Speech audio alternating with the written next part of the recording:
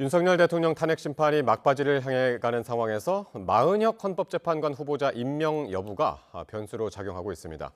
국민의힘 한동훈 전 대표가 당대표에서 사퇴한 지 76일 만에 공개 행보를 재개하는 등 여권 잠룡들의 움직임도 빨라지는 양상입니다. 오늘 이종근 시사평론가 그리고 배종호 세한대 교수와 함께 분석해 보겠습니다. 어서 오십시오. 네, 안녕하세요. 네, 안녕하십니까. 마은혁 헌재 재판관 후보자 임명 문제가 대통령 탄핵 심판의 새로운 변수가 되고 있습니다. 헌재가 국회에 손을 들어주면서 최상목 권한대행은 이제 마은혁 후보자에 대한 임명을 해야 하는 그런 상황인데요. 최상목 권한대행이 아직까지 임명을 안고 있습니다. 어떤 고민을 지금 하고 있을까요? 네, 뭐 즉각적으로 하지 않는다 이렇게 지금 표현이 되고 있지만 네. 그러나 헌법이나 뭐 법률상으로 언제까지 임명을 한다, 뭐 헌재 결정에 대해서 예. 그렇게 기속되어 있지는 않습니다. 자. 지금 최상목 권한대행은 두 가지를 고민할 수밖에 없을 거예요. 첫 번째는 뭐냐면 국무위원들의 뭐 이게 의결을 거쳐야 되는 사안은 아니지만 그러나 국무위원들과 이 문제와 관련돼서 무엇인가 국무위원들의 의견을 들을 필요는 있을 겁니다. 기억하시겠지만 지난번에 최상목 권한대행이 권한대행이 됐을 때 지금 세 사람 중에 두 사람을 임명하지 않았습니까? 네. 뭐 정계선 재판관하고 근데 예.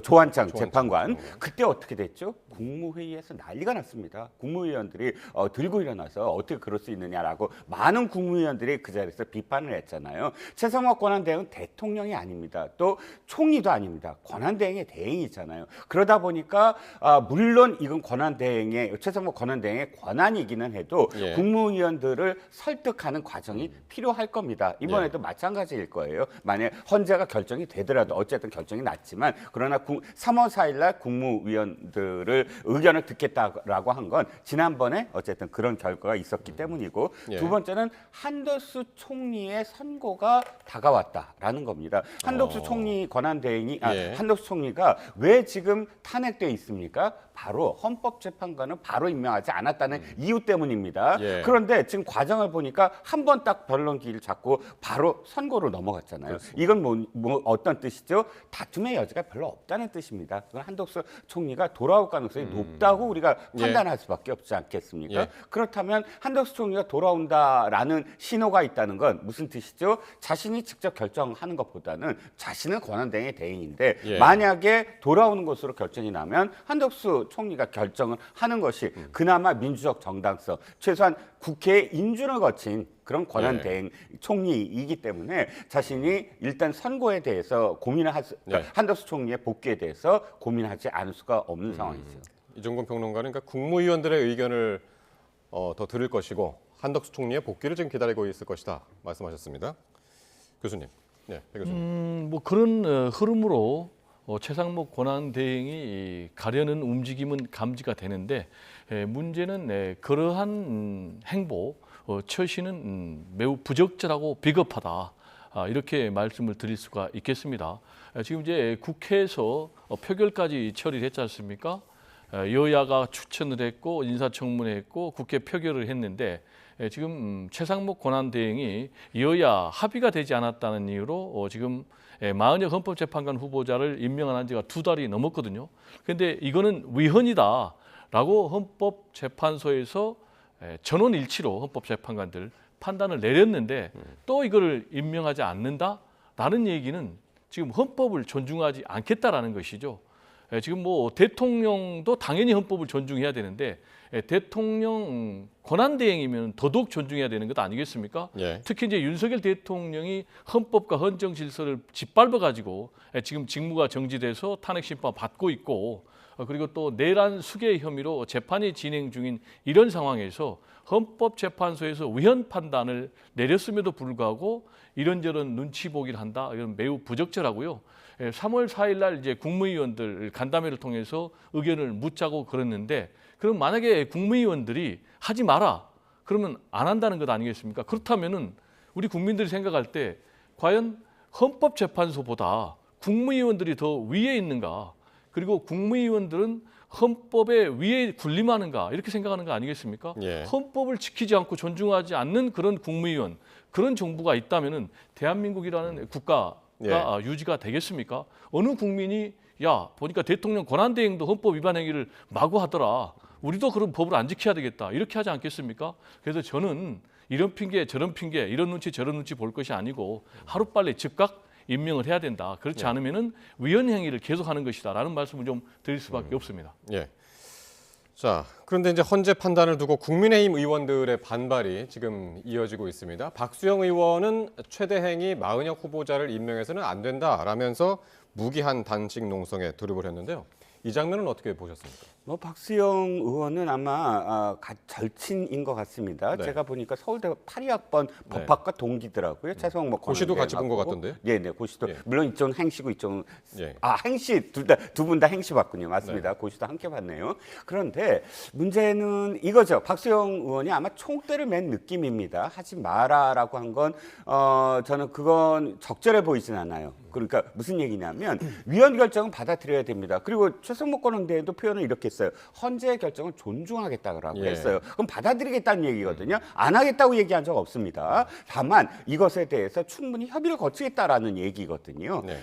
그리고 두 번째는 뭐냐면 지금 민주당이 계속 무슨 안 하겠다 거부하는 것처럼 지금 표현을 하는데 뭐 헌재 결정 존중한다고도 얘기했고 또 한 가지가 지금 민주당이 헌법재판소에 지금 요구한 게 뭐냐면 바로 위헌 결정을 낸 다음에 이것이 효력이 있는 것으로 인정해달라. 재판관으로 이미 임명한 것을 인정해달라라고 요구를 했고 또그런 요구들에 대해서 아예 헌재가 각하 결정을 했습니다. 즉 그건 월권이라는 거죠. 헌법재판소에서는 이것이 위헌이냐 또는 위법이냐를 따지는 특히 이제 위헌이냐를 따지는 그런 기관인데 여기서 이 즉시하라라고 명령을 내린다든지 혹은 이미 재판관이 된 것으로 인정을 한다든지 이거는 행정부의 권한을 지금 침해하는 것이다라고 판단해서 전원일치 각하를 했습니다. 그것도 전원일치입니다. 그렇다면 그 헌법재판소의 결정을 비추어서 또 지금 최상목 권한대의 태도를 비추어서 봤을 때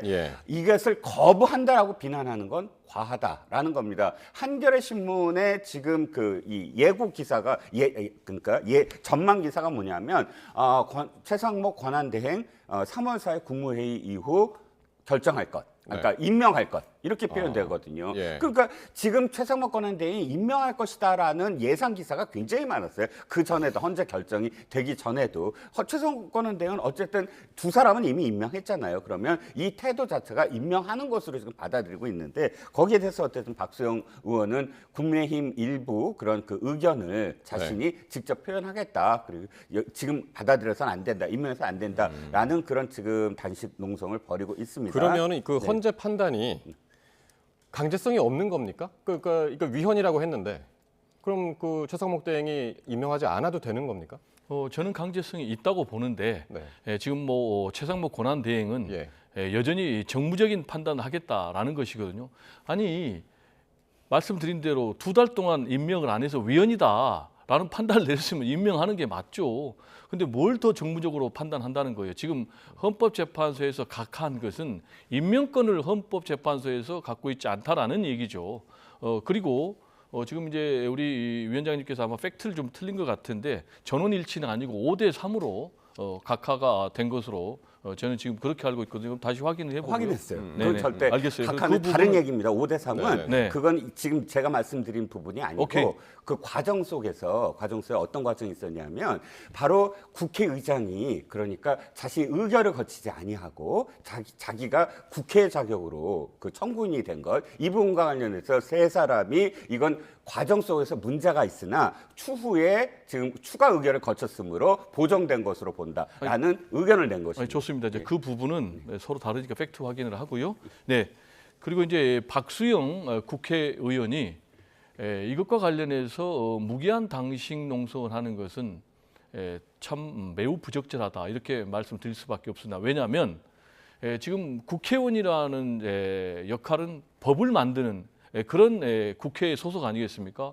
그러면 법을 지키라고 해야 되겠죠. 헌법을 지키라고 해야 되겠죠. 근데 헌법재판소에서 위헌 판단을 내렸는데 이 헌법재판소의 결정을 따르지 말라고 지금 단식 농성을 하는 국회의원은 저는 뭐 대한민국 헌정사상 처음이라고 보거든요. 그리고 또 두 번째로는 무기한 단식 농성을 하겠다는 거예요. 언제까지 무기한 단식 농성을 하느냐? 최상목 권한대행이 임명하지 않겠다. 라는 답변을 할 때까지 이 무기한 단식 농성을 하겠다는 것이니까 네. 이거는 이제 스스로 국회의원의 역할을 부정하는 것이고 국회의 존재 이유를 부정하는 것이기 때문에 저는 이런 국회의원은 스스로 사퇴해야 된다. 국회의원 할 필요가 없다라는 말씀을 좀 드릴 수밖에 없고요. 네. 이분이 지금 또 대표적인 친윤입니다. 그러면서 국민의힘은 다 친윤이 돼야 된다. 윤석열 대통령 편이 돼야 된다라는 이제 그런 발언을 했는데 이분이 이렇게 지금 뭐 무기한 단식 농성에 들어간 것은 일종의 자기 정치다. 네. 그게 무슨 얘기냐?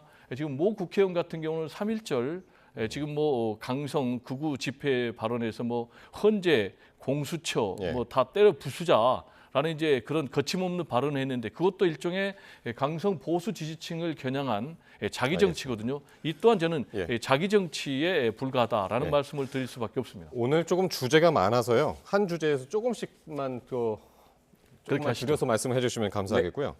자, 일단 3월 국회를 한번 다시 이제는 좀 점검을 해보겠는데 여러 가지 변수들이 있습니다. 그 중에서 지금 연금 개혁 그리고 추경안 등 여야가 급하게 해결해야 할 쟁점 현안들이 이제 많은데 이 마은혁 재판관 임명 문제를 지금 멈춰 있는 그런 상황이죠. 민주당에서는 국정협의체 불참 이걸 이제 선언을 했고 이제 조기 대선 가능성이 커지면 여야의 합의 가능성이 더 어려워졌다 이런 분석도 나와서 국정협의체 협의회 이건 제대로 앞으로 가동이 될지 이 여부 좀 짧게 한번 들어볼까요? 대단히 부적절했다. 그러니까 네. 박찬대 원내대표는 협상을 해야 되는 당사자입니다. 그리고 국정협의체는 이번에 누가 하자고 했습니까? 민주당이 하자고 했어요. 뭐 때문입니까? 지금 민생이 파탄지경이다. 그런데 정부 여당이 제대로 못하고 있다. 그러므로 적극적으로 민생을 살리겠다. 민주당이. 그래서 국정협의체를 요구를 했습니다. 그리고 무엇을 얘기했죠? 반도체법, 칩스법하고 네. 그다음에 말씀하셨듯이 가장 중요한 게 연금 개혁이에요. 하루에 그 지급돼야 될 부채가 그러니까 안 돼서 늦어지고 있는 게 855억이라고 합니다. 그럼 하루 늦어질 때마다 지금 쌓여 있는 거예요. 예. 저는 연금 개혁이 안 된 건 1차적으로는 정부 여당 탓이라고 저는 생각을 합니다. 그래서 양비론처럼 말씀을 시작하지만 그럼에도 불구하고 자신들이 지금 중도 보수 정당이다라고 이야기하고 이것을 꼭 해야 된다라고 주장을 하면서 했다가 지금 마은혁 지금 재판관과 관련된 이야기를 하면서 지금 그 거부했단 말이죠. 2시간 전에 그것도 예. 회의하는데 제가 다시 말씀드리지만 이거 즉각적으로 하라는 그런 어떤 이 법에 명시된 거 없습니다. 만약에 이게 강제 규정이라고 한다면 국회야말로 위헌적인 기관이에요. 왜? 지금 위헌 법률 제정 신청이나 헌법 소원으로 국회가 지금 입법해서 통과시킨 법안들이 위헌이다라고 한 거 몇 건이나 있는지 아세요? 근데 지금 수년 동안 국회가 그거 개정 안 하고 있어요. 똑같은 논리라면 국회도 지금 헌법재판소에서 위헌이다라고 한 법안들 그때그때 즉시 그걸 다시 개정을 해야 되잖아요. 네. 자, 그렇다면 지금 현재 국정협의체를 마비시킨 주체가 누구냐? 자신이 연금개혁이라든지 반도체법이라든지 이 민생 법안들 당장 해결하겠다라고 나섰다가 지금 마은혁 재판관은 한 3월 이후에 될 수도 있습니다. 근데 그 다음 오전까지 하라. 이렇게 윽박 지르는 건 이건 정치인도 아니고 또 국회의회주의자도 아니고 타협하거나 예. 협상하겠다는 태도가 아니라는 겁니다. 근데 국정협의회 요 얘기만 이제 좀 더 들여다보면 반도체 특별법, 연금 개혁 이런 경우에는 지금 이재명 대표가 우클릭을 좀 하고 있는 그런 상황이기 때문에 민주당 전통 지지자들의 이제 그 반발이 있어서 오히려 조금 이런 면에서는 좀 서두르지 않는 편이 민주당에는 좀 나은 편인가 그런 생각도 들고요. 저는 그렇게 생각하지 않고요. 네. 말씀하신 대로 뭐 우클릭 행보라고 하면 네. 민주당과 이재명 대표는 우클릭이 아니고 중도 실용 행보다 이렇게 얘기를 하고 있어요. 그렇다면 결과물을 내야 되겠죠. 결과물이 나오면 일반 중도에 있는 그런 국민들은 이재명 대표가 정치 잘한다라고 평가를 해주지 않겠습니까? 그래서 저는 오히려 국민의힘에서 그런 정치적인 타협의 성과물을 만들어주지 않기 위해서 계속 엇박자를 내고 있는 것 아닌가 이렇게 생각을 하는데요. 네. 그렇게 생각을 하는 이유는 지금 국정협의체의 크게 3대 쟁점은 3가지 아니겠습니까? 하나는 추경이고 그리고 또 하나는 이제 반도체고 또 하나는 연금 개혁 아니겠습니까? 근데 연금 개혁 같은 경우도요. 일단 구조적인 개혁까지 같이 하자 그러면 못 하는 거예요. 그러니까 일단 할 수 있는 모수 개혁, 소득 대체율이라든지 이런 부분 이건 뭐 서로 0.5%씩만 양보하면 되는 거예요. 그런데도 불구하고 지금 국민의힘이 안 하잖아요. 말씀하신 대로 하루에 885억이 적자인데도 불구하고 이거는 당연히 지금 윤석열 대통령이 내놓은 4대 개혁 중에 들어가 있기 때문에 이게 안 되면은 집권당의 책임인데 그래도 안 한다 이거예요. 그러니까 이거는 잘못된 거고 추경 같은 경우도 지금 골든 타이밍 있잖아요. 이거 해야 되는데 지금 안 하잖아요. 마찬가지로 반도체 특별법 같은 경우도 주 52시간 예외에는 나머지가 다 합의가 됐거든요. 그럼 이런 부분이라도 합의를 해야 되는데 저는 이런 부분에 대해서는 집권당의 책임이 상당 부분 있다. 그래서 마은혁 재판관 이 문제 가지고도 지금 뭐 최상목 권한대행이 헌법재판소에서 위헌 판단을 내려도 안 하면은 이런 부분은 상당히 문제가 알겠습니다. 있다라고 일종의 압박 카드, 경고 카드를 던진 것이 아닌가 생각이 자, 됩니다. 그리고 이제 3월 달력에서 가장 큰 이벤트 중에 하나가 이제 이재명 대표의 공직선거법 2심 판결, 그러니까 그 판결이 나오는 거죠. 선고가 나오는 거죠. 이건 어떻게 전망하시나요? 일단 2심에서 과정을 지켜보죠. 어떤 과정이 있었느냐. 즉 2심에서 없었던 증인이 나와서 새로운 어떤 사실을 이야기한 적이 있느냐. 이런 것들을 견줘봐야 됩니다. 왜냐하면 새로운 사실이 없다면 2심에서는 1심 그대로 거의 사실심에서 1심을 받아들일 수밖에 없거든요. 그런데 이재명 변호인 측에서 한 사람을 내세웠어요. 이 재판에서 가장 중요한 게 안다 모른다보다 더 정확하게는 백현동이 훨씬 더 명확하거든요. 백현동과 관련돼서 그렇게 4단계나 그 종 상향을 시켜준 건 어떤 지자체도 하지 않아요. 그리고 국토부가 그거 좀 이렇게 하면 좋겠습니다. 협조 공문을 냈는데 협조 공문 안에도 이 종 단계를 뭐 4종이나 해줘라 이런 내용 없어요. 그런데 그걸 해줬으므로 이게 무엇 때문이냐 했는데 어떻게 됐습니까? 국감장에서 당시에 국감장 나가지 말라 그랬어요. 경기도 지사, 그러니까 경기도 캠프나 혹은 또 송영길 대표가 당시에 이거 갔다가는 또 야당들이 대선 후보니까 막 공격할 거다라고 했는데 당시에 경기도 지사였던 이재명 대표가 이재명 지사가 이렇게 얘기했습니다. 내가 가서 직접 야당 의원들의 그런 그 의혹들을 전부 다 상대해주겠다. 그래갖고 일거에 다 해소시켜주겠다. 그래서 자신한테 돌아올 질문들 다 예상하고 간 거거든요. 판례까지. 그런데 이번에 2심에서 공무원 한 사람, 그러니까 성남시 공무원 한 사람을 증인으로 내세웠어요. 마치 협박을 받았다라고 이야기할 수 있는 사람인 것처럼. 근데 그분 실제로 재판 과정에서 뭐라 그랬습니까? 나는 협박을 받은 적이 없다라고 했어요. 그러니까 어떤 증인도 새로운 사람이 없어요. 그리고 결론적으로 최후 준수를 봤더니 이재명 대표가 말을 바꿨더라. 협박이 아니라 그냥 아빠이네 내가 흥분해서 얘기했어요. 이렇게 얘기했지. 그건 뭐죠? 협박한 사실을 증거할 수 없었다는 거예요. 다시 말씀드리지만 이번에 이 2심 과정을 지켜봤을 때 1심을 뒤집을 만한 그러니까 이재명 변호인 측에서 1심은 뒤집을 만한 그런 어떠한 증거도 증인도 내세우지 못했으므로 1심 결과가 그대로 이번에도 아마 받아들여지지 않을까 싶은 거죠. 이 답변도 이제 같이 해주시고 요것도 같이 좀 그 답 속에 좀 담아주시면 좋겠는 게 이제 조기 대선이 만약에 확정이 된다면 여기서 이제 이재명 대표의 2심 요 판결도 상당히 이제 중요하고 이제 3심이 남았잖아요. 그렇게 되면은 대법원 판결이 언제 나오느냐 이것도 조기 대선에 좀 영향이 있지 않겠습니까? 네. 일단 2심 선고 결과는 이제 이번 달 26일로 날짜가 잡혔지 않습니까? 그 결과에 대해서 이재명 대표 민주당은 낙관한다라는 그런 입장이에요. 그래서 저는 그러면은 전망을 어떻게 보느냐? 일단 1심의 형량이 너무 중했다. 징역 1년에 집행유예 2년 아니겠습니까? 그래서 저는 두 가지 가능성이 있다. 하나는 1심의 형량보다는 대폭 낮은 형량이 선고될 가능성 또는 무죄 가능성도 상당 부분 남아있다. 이렇게 전망을 하는데요.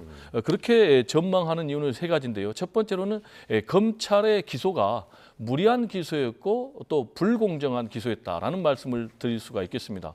무리한 기소라 함은 검찰이 기소할 때 이재명 대표가 하지도 않은 말, 이재명 대표가 김문기 씨를 몰랐다라는 말을 했지만은 같이 골프를 치지 않았다라는 말을 하지는 않았거든요. 근데 그거를 골프를 치지 않았다는 말로 해가지고 이 부분도 기소를 했고, 그리고 사진, 단체 사진의 특정 부분만 이걸 쪼개가지고 제출했기 때문에 이 부분도 증거 조작의 시비에 지금 휘말리고 있고, 특히 이제 윤석열 대통령 같은 경우는 후보 당시에 그 전에 뭐 자신의 부인은 구약 성경을 다 외워버린다라든지 김만배 씨하고는 뭐 개인적인 친분이 없다라든지 자신의 장모는 10원짜리 한 장 피해를 준 적이 없다 이런 발언을 했지만은 이거에 대해서는 기소를 전혀 안 했잖아요. 그러니까 이런 부분이 지금 공정성, 형평성 시비에 있고, 두 번째로는 2심 재판부가 최근에 검찰에 대해서 공소장 변경을 요구를 했어요.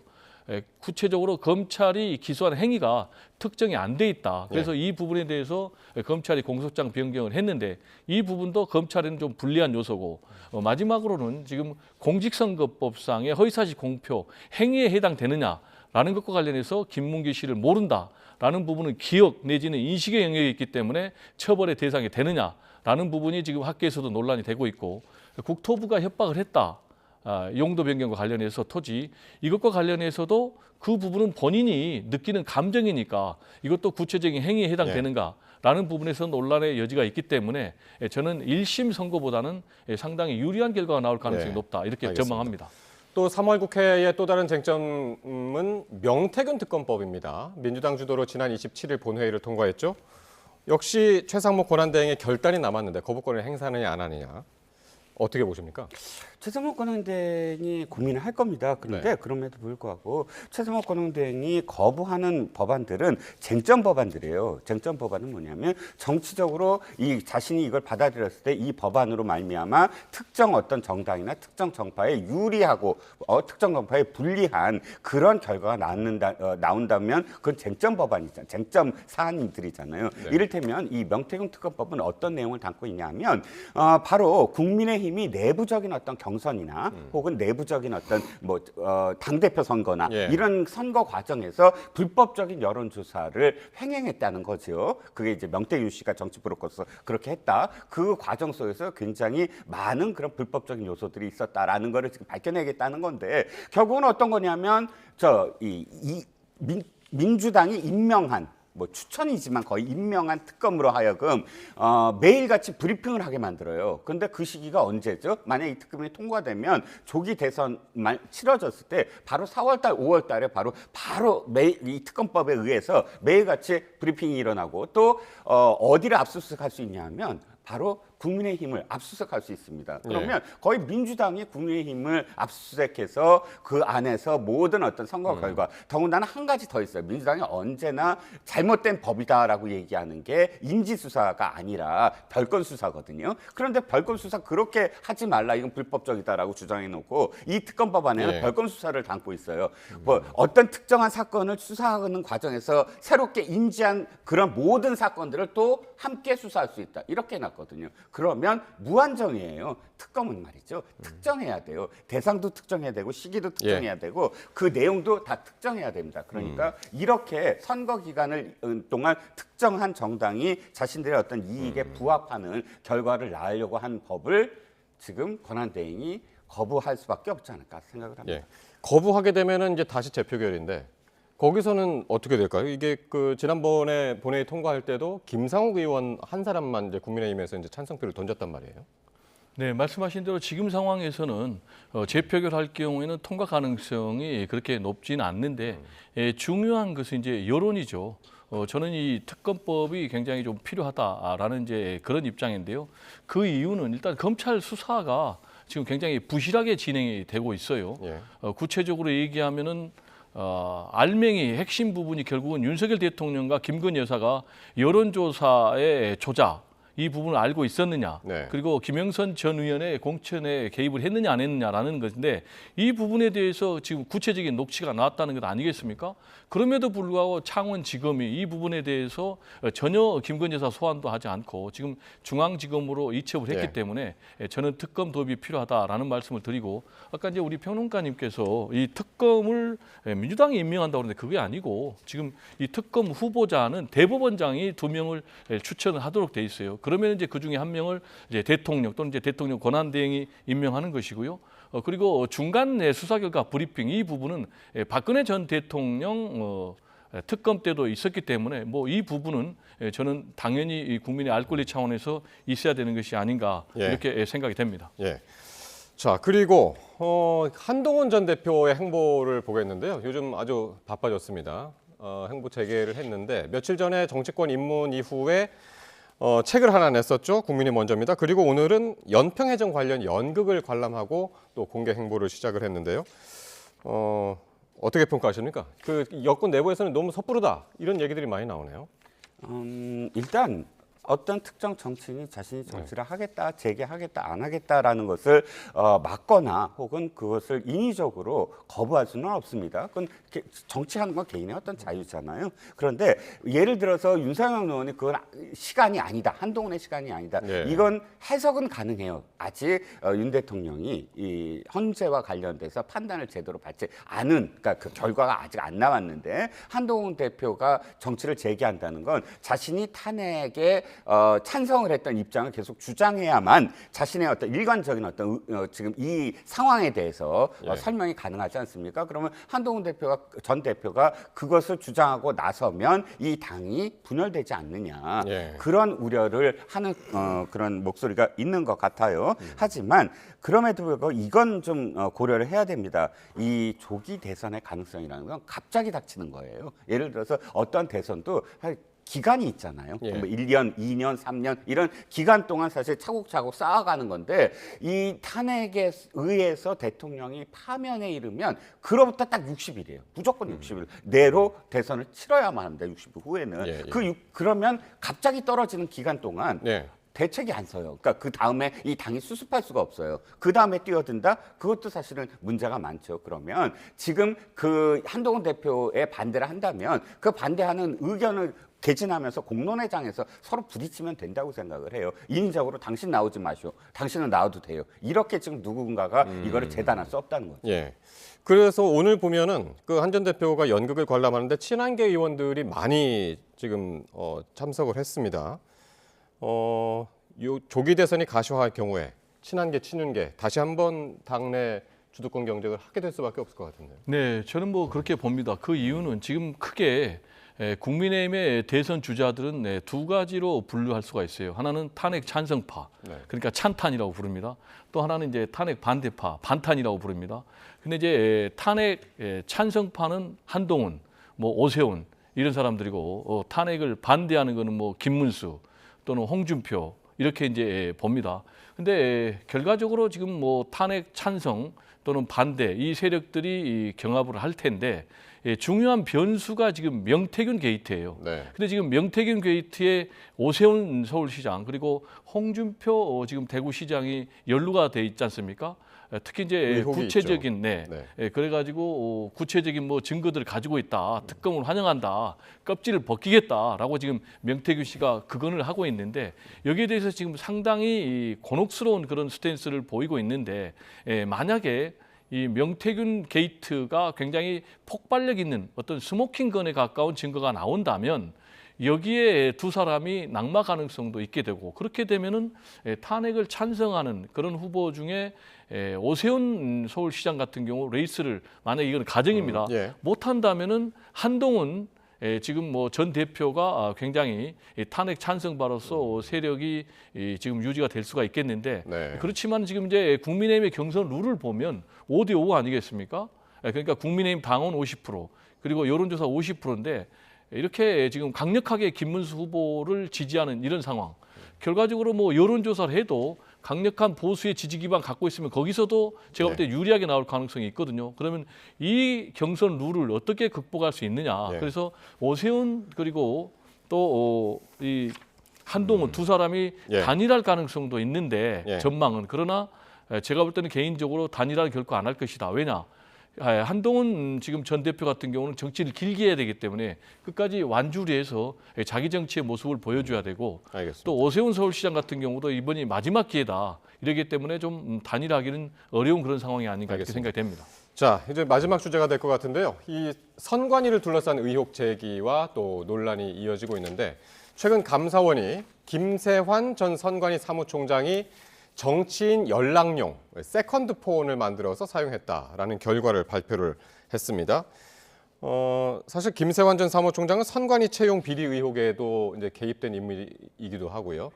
여당 인사들은 선관위의 공정성과 정치적 중립 문제를 지금 제기를 하고 있습니다. 이 사안은 어떻게 보시는지요, 평론가님? 대단히 부적절하다. 정말 이거야말로 지금 헌법재판소가 감사원이 선관위를 감사해서는 안 된다라고 한 것을 되돌려 나와야 된다. 이 사안만으로도 지금 나타났다는 겁니다. 이 김세환 전 사무총장이 보니까 2022년 1월 달에 이 폰을 만들어요. 근데 네. 2022년 1월 달은 어떤 상황이죠?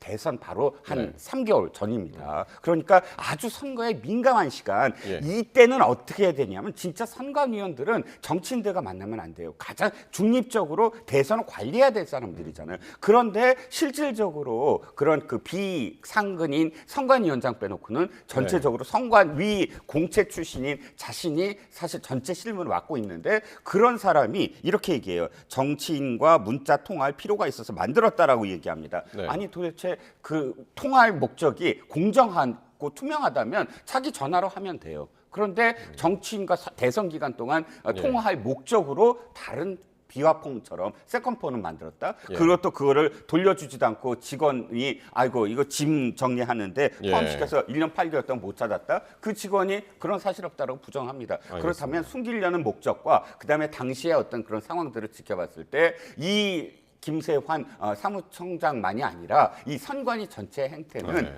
진짜 감사가 필요한 상황이다라고 합니다. 배 교수님은요? 네, 매우 부적절하죠. 선관위는 독립적인 헌법기관입니다. 그 이유는 선거 관리의 공정성 그리고 또 선관위의 정치적 중립성을 보장하기 위한 것인데 거기에 실무총 책임자인 사무총장이 세컨폰을 만들어가지고 법인폰입니다. 선관위. 그래가지고 정치인들하고 접촉을 했다. 이런 분은 제가 볼 때는 당장 책임을 물어야 되는데 지금 이제 본인이 그만뒀거든요. 그만둔 것도 불명예 결국은 퇴진한 거 아니겠습니까? 뭐 속구리 투표 논란 이런 부분 또 아들 또 채용 비리 이런 논란 가지고 책임을 졌는데 선거 논란. 네, 이분이 이제 가장 또 부적절한 게 뭐냐? 이런 사람이 이 지난해에는요. 또 국민의힘 이 보궐선거 광화 군수 보궐선거에 도전장을 냈더라고요. 근데 이런 부분은 지금 국민의힘이 이걸 가지고 선관위 때리게 나왔는데 또 까보니까 말씀드린 대로 국민의힘의 이 공천에 경선에 도전장을 낸 사람이기 때문에 지금 국민의힘의 부메랑으로 떨어진 이런 부분이거든요. 그래서 저는 앞으로 두 번 다시 선관위 역사에 이런 부적절한 사무총장은 나오면 안 된다라는 말씀을 좀 강조를 안 할 수가 없습니다. 그러니까요. 지금 그 답변만 평론가님 한 번만 더 여쭤볼게요. 그러니까 국민의힘이 열심히 비판을 했는데 김세환 전 사무총장 열심히 비판했는데 알고 봤더니 지난해 그러니까 지금 국민의힘 당적이에요. 네네. 그렇죠. 그렇죠. 그런데 이렇게 생각해 보죠. 무슨 외부에 이제 스카우트한 것도 아니고 예를 들어서 외부 영입도 아니고 보궐선거에 그러니까 예비 후보로 입당해서 예비 후보로 넣었다가 떨어진 사람이에요. 떨어졌죠. 이를테면 입당하는 와중에서 이것이 그래 그때 이런 문제가 있었던 사람이야라고 제대로 필터링을 못한 당시에 경기도 쪽 이 선관위가 당의 이 문제다. 경기도당의 문제는 있을지언정 이런 사람들 많습니다. 예를 들자면 노무현 대통령 당시에 국정원장 김만복 국정원장 기억하시죠? 이 국정원장 어디에 입당한지 아세요? 나중에 새누리당에 입당했어요. 근데 새누리당이 몰랐습니다. 팩스 입당이거든요.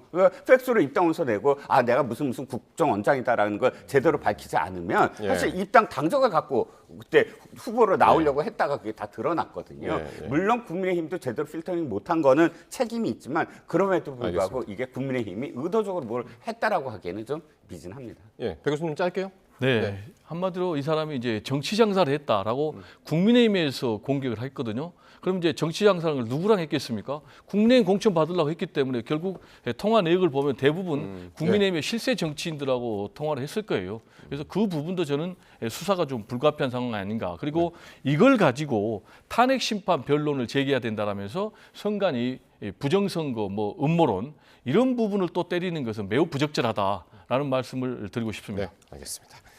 지금까지 이종건 시사평론가 배정호 세한대 교수와 함께했습니다. 두 분 고맙습니다. 감사합니다.